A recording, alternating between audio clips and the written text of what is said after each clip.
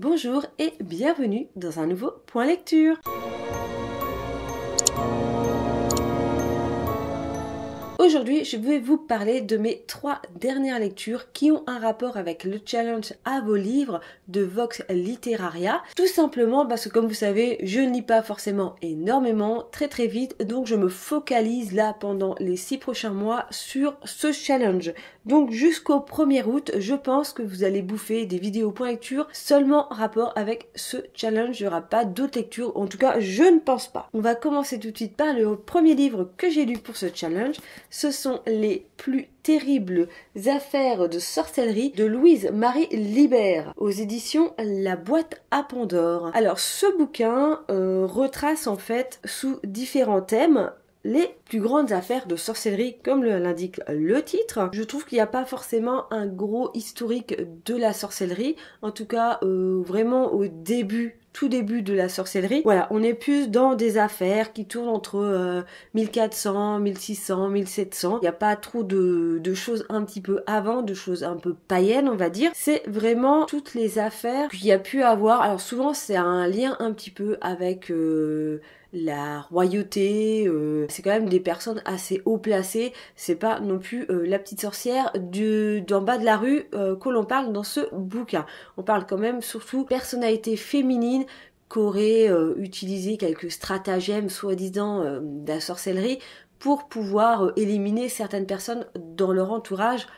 En gros, c'est un petit peu ça. Alors, il y a différents thèmes. Je trouve que c'est pas très élaboré comme bouquin. On rentre pas dans beaucoup de choses. Alors, il y a des gros chapitres sur les inquisitions. C'est assez intéressant.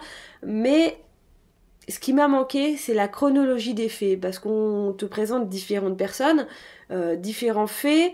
Et des fois... Alors, j'ai mis du temps à capter, hein, quasiment à la 3e partie du bouquin, que en fait quand il présentait un personnage, il y avait le résumé de l'affaire, après il y avait l'affaire elle-même, c'est pour ça que j'ai dit pourquoi il parle d'un truc, après ils reviennent en arrière, j'avais un problème de chronologie à chaque fois, à chaque personnage, mais finalement en fait c'est un espèce de résumé qu'il y a au début, et après il te raconte l'affaire, et on va dire que 95% des affaires sont quasiment identiques, donc ce qui fait que c'est pas forcément passionnant comme bouquin. Personnellement voilà, on va dire que celle que j'ai le plus aimée, ça va être le rapport avec Dracula, avec la princesse Baratheon. Ouais, après il y a rien de hyper transcendant, il y a rien de j'ai pas retenu voilà une affaire vraiment extraordinaire. Alors après il y a pas mal de choses sur les bénédictines, des trucs comme ça, voilà un petit peu le côté sectaire que tu peux avoir dans la religion catholique. Il y a énormément de choses sur les juifs. Moi j'ai surtout appris dans ce bouquin que les juifs en fait étaient, je vais pas dire maltraités, étaient poursuivis en quelque sorte. C'est pas vraiment le terme que je cherche, je sais pas si vous arrivez à comprendre ce que je veux dire, mais voilà, ils sont un peu poursuivis en gros depuis la nuit des temps et non depuis la Seconde Guerre mondiale. Parce qu'en gros, ce qu'on te fait comprendre dans ce bouquin, c'est que on insinue que tu fais de la sorcellerie du moment que tu n'es pas à fond dans la religion. Dès que tu fais des choses qui sortent un petit peu de la religion, qui peut paraître un petit peu étrange, ah bah c'est de la sorcellerie, voilà. Donc tu cultives quelques plantes un petit peu médicinales dans ton jardin, ah c'est de la sorcellerie. Ta couche de jumeaux triplée, ça peut paraître bizarre, ah bah c'est de la sorcellerie. Il y a plein de trucs comme ça, il y a, je sais pas moi, tu perds ton mari, tu te remaries avec un autre, il décède rapidement, ce qui peut arriver dans ces temps-là, ou voilà, ou avec toutes les maladies, ou n'importe quelle chose, automatiquement c'est de la sorcellerie. Tout est rapporté à la sorcellerie, et en fait on a aussi beaucoup d'explications sur tout ce qu'on pouvait, quand on chopait en fait des gens. Alors là je pourrais rapporter ça un peu à ce qui se passe à l'actualité en ce moment, les manifestations à Paris.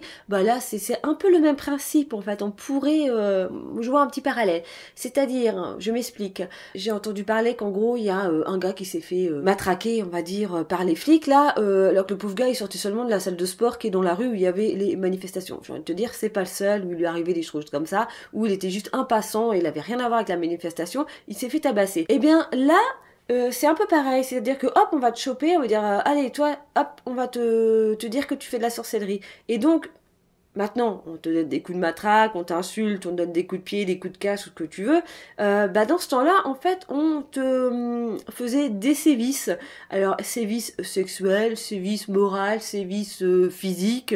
voilà, on faisait de la torture, on te torturait pour que au final, à cause de la torture, tu avoues que oui, tu fais de la sorcellerie, voilà, à un moment t'en as ras le cul de te faire torturer, t'es obligé de dire oh oui c'est bon, je suis une sorcière, allez hop, on te lapidait, on te brûlait sur le bûcher à la Jeanne d'Arc, plein de choses comme ça. Alors je résume vaguement la chose, hein, là je pense que vous allez rien comprendre au bouquin, mais voilà, ce que je veux dire c'est que ce bouquin est intéressant, mais je trouve que ça va pas assez profondément dans les choses. Je trouve qu'il n'y a pas forcément assez de recherche historique.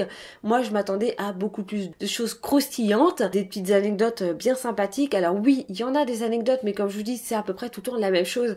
Ça reste toujours, ah ben on a insinué qu'elle faisait de la sorcellerie, voilà, donc du coup on l'a attrapée, on l'a torturée, et puis bah au bout d'un moment, bah elle a fini par avouer qu'elle faisait de la sorcellerie. Donc ou des nonnes qui étaient addictes aux démons et tout, voilà. Je trouve que c'est pas assez approfondi, en tout cas au niveau des recherches, c'est un petit peu bateau, et ce qui m'a gêné aussi, c'est que, ok, c'est de la vulgarisation historique, mais les termes utilisés par moments sont d'une complexité, la structure des phrases, il y a des moments aussi où je ne comprenais rien, j'étais obligée de relire 3 fois la phrase pour comprendre le sens de la phrase. L'autrice utilise par moments des mots extrêmement savant. Alors j'ai pas d'exemple là, je sais que j'ai pas forcément un vocabulaire très enrichi, mais là quand même il y a des fois où t'es là, je ne comprends rien à ce qu'elle raconte. Du coup ça m'a un peu gênée, c'est une lecture, ça a été un petit peu compliqué par moment de bien rentrer dans la lecture. Et comme je vous dis, j'ai l'impression qu'on parle tout le temps de la même chose. Voilà, il n'y a pas des chapitres qui m'ont plus comment dire, plus attiré que d'autres. Alors les derniers chapitres nous parle de sorcellerie parce que nous, dans notre monde européen actuel, on va dire qu'il n'y en a plus vraiment. Maintenant, c'est des sorcières 2.0, c'est la petite sorcellerie de, je vais pas dire de bas étage, mais on est plus dans un monde pagan où on utilise les plantes, voilà, à bon escient. On n'est plus vraiment dans de la sorcellerie, de la sorcière de Disney. Et donc, le dernier chapitre nous raconte que tout ce monde de sorcellerie est parti, en fait, en Afrique, avec tous les marabouts, les choses comme ça. Hein. Donc le dernier chapitre, je le trouvais assez intéressant sur, en fait, sur l'évolution de la société et qu'une société qui devient peut-être beaucoup plus érudite, où où on est au courant de plus de choses, plus cultivé, peut-être plus riche aussi financièrement, faisait que la sorcellerie en fait disparaissait. Toutes les croyances comme ça, alors je vais pas dire inculte parce que c'est pas le mot que je cherche, mais toutes ces croyances qui expliquent beaucoup de choses qu'on ne comprend pas forcément quand on n'a pas une ouverture d'esprit sur la science, sur l'art, sur la culture en général. Donc c'est pour ça que je pense voilà aux pays africains. Alors je dis pas que les Africains sont pas cultivés, c'est pas ce que j'ai dit, mais tous les pays en fait qui n'ont pas forcément une ouverture culturelle autant que la nôtre. Je pense par exemple peut-être à l'Inde profonde, ou toutes les zones où les femmes n'ont pas forcément accès à la culture, à l'école, au savoir en fait. Bah du coup, la sorcellerie est vachement développée dans ces peuples-là, et je pense qu'il y avait moyen de faire du coup un autre bouquin, alors il y en a peut-être un autre, hein, sur toutes ces diversités culturelles dans la sorcellerie, le fait que la sorcellerie est extrêmement présente, comme la religion aussi est extrêmement présente, et on remarquera aussi dans ce bouquin que la sorcellerie est extrêmement liée à la religion, voilà, surtout présente dans des lieux où l'aspect culturel est peut-être moins développé que dans les régions dites développées. Tout ça pour dire que ce bouquin, eh bien, je l'avais mis dans l'humour, c'est drôle, une œuvre que tu penses capable de te faire sourire. Alors, ça m'a fait sourire dans le sens où des fois, t'es là... Putain, mais tu te fais accuser de sorcellerie, mais pour des choses anodines, c'est complètement débile, quoi. Mais voilà. Donc, juste pour ça, là, il y a des choses... Alors, marrer, oui, intérieurement, pas au point de me faire éclater de rire, hein, faut pas abuser. Et puis, du coup, bah, en même temps, j'avais pas pensé, quand j'avais préparé la vidéo pour le challenge, qui pouvait rentrer dans une autre catégorie, mais j'y ai pensé après, et je crois que je vous en ai déjà parlé, c'est-à-dire la catégorie, on dirait, de la magie, un récit avec au moins un sorcier et un mage. Oh bah là, on est rempli en sorcier, donc je pense que ça rentre clairement dans cette catégorie, donc j'ai pu valider 2 défis avec ce livre. Alors si je passe 3 heures sur chaque bouquin, on n'est pas sorti de l'auberge. Le deuxième livre que j'ai lu, je vais vous le mettre juste ici, c'est une nouvelle de Stephen King qui s'appelle Laurie, une nouvelle qui a été mise gratuitement sur le net, sur la FNAC, je crois que je l'ai récupérée au moment du confinement. Alors oui, ça date un peu maintenant, c'est clair, mais moi je mets toujours du temps à lire mes bouquins. Donc voilà, ça faisait un moment que je l'avais. Je me suis dit que c'était pas mal parce que ça parlait d'un retraité et que ça pouvait très bien rentrer dans la catégorie à la une œuvre sur l'actu en rapport avec les faits d'actualité. Voilà, c'est toujours un fait d'actualité, la retraite, les retraites, donc ça rentrait très bien. Et en ayant lu cette nouvelle, ça rentre toujours très bien dedans. Donc c'est l'histoire d'un monsieur qui est à la retraite, qui perd sa femme et pour compenser un petit peu l'absence de sa femme, sa fille lui offre un chien, alors il va pas le nommer au début, mais bon bref, voilà, elle s'appelle Laurie et donc on va suivre les péripéties de ce monsieur avec ce chien qui doit, du coup, il est un petit peu obligé, il n'en voulait pas de ce chien au départ et il est un petit peu obligé de s'occuper de son chien et il va se passer quelques événements, comme c'est une nouvelle, je vais m'arrêter là dans le descriptif, mais voilà, il va se passer quelques événements avec ce chien et je l'ai trouvé très très bien et c'est dommage que cette nouvelle n'ait pas devenue carrément un roman parce que voilà, il se passe un truc de ouf et t'as envie de savoir la suite, t'as envie de connaître voilà un peu qu'est-ce qui va se passer. Je trouve que c'était un très bon apéritif, une petite mise en bouche. Et moi j'aurais bien voulu avoir le plat principal et surtout le dessert de ce bouquin parce que voilà, vu que c'est une nouvelle, on a un petit peu que la mise en bouche. J'ai passé un bon moment en même temps sur 46 pages. On n'a pas pu aller très très loin dans cette histoire, mais j'ai beaucoup apprécié cette petite nouvelle qui s'appelle Laurie. Et donc ça m'a permis aussi de valider la catégorie en un mot, une œuvre dont le titre n'est composé que d'un seul mot. Alors pour l'instant, je valide cette catégorie avec ce roman. Vous savez très bien qu'il y a Tatou à lire aussi, qui valide aussi la catégorie Tiens, cadeau. Mais pour l'instant, je ne l'ai pas encore lu, donc afin de pouvoir avancer dans ce challenge psychologiquement, avoir l'impression que j'avance, j'ai donc validé 2 défis avec cette petite nouvelle. Le troisième roman que j'avais envie de vous parler, c'est donc Hansel et Gretel dans la série Les Contes Interdits, écrit par Ivan Godbout. Je pense que ça se prononce comme ça. Alors, ce roman, eh bien, il est censé être le plus gore, le plus dégueulasse, le plus terrible, le plus addictif des contes interdits. Ouais, moi c'est surtout que je pense que ça va être le dernier bouquin des contes interdits et que je ne vais pas lire les autres qui sont en ma possession, c'est-à-dire normalement, si je dis pas de bêtises, j'ai Peter Pan et la petite sirène. Et ben je pense que je vais voilà, les revendre sans les lire parce que c'est pas fait pour moi. Voilà, c'est pas mon type de lecture. Clairement, c'est faire du gore pour faire du gore. Utiliser tout ce qui peut être dégueulasse dans une vie et mettre tout ça en même temps. Faire un pot pourri. Et voilà, le pourri, c'est vraiment le terme. Je n'ai pas apprécié ce roman. Alors, l'histoire en elle-même, c'est l'histoire de 2 enfants qui vivent avec leur mère et leur beau-père. Et le beau-père viole la petite fille, a l'habitude de violer la petite fille. La mère est au courant. Elle dit rien. Alors je vais pas dire qu'elle l'accepte, mais bon, à première vue, elle a l'air de rien dire. Le mec boit toute la journée, voilà, donc il viole la petite fille de temps en temps, qui a quoi, je crois, 9 ans, 9-10 ans, finit par violer son petit frère qui est un peu plus jeune du coup. Voilà, donc on a les bonnes scènes de viol sur enfants, très sympathique. En gros, ils arrivent à s'échapper de cette vie d'enfer pour se retrouver, donc ils s'échappent, je vais pas rentrer tout dans les détails, mais en gros, leur mère les laisse au pied d'une église, et cette église, oh bah dis donc, c'était un prêtre classique, elle pensait arriver dans une super église normale, oh bah c'est une église sataniste. Voilà, c'est rempli plein de clichés. Après, je vous épargne tous les clichés sur l'église sataniste. Pareil, sévices sexuels, on n'est pas non plus dans de la torture. J'ai eu l'impression de me retrouver dans Graham Masterton avec le rituel de chair.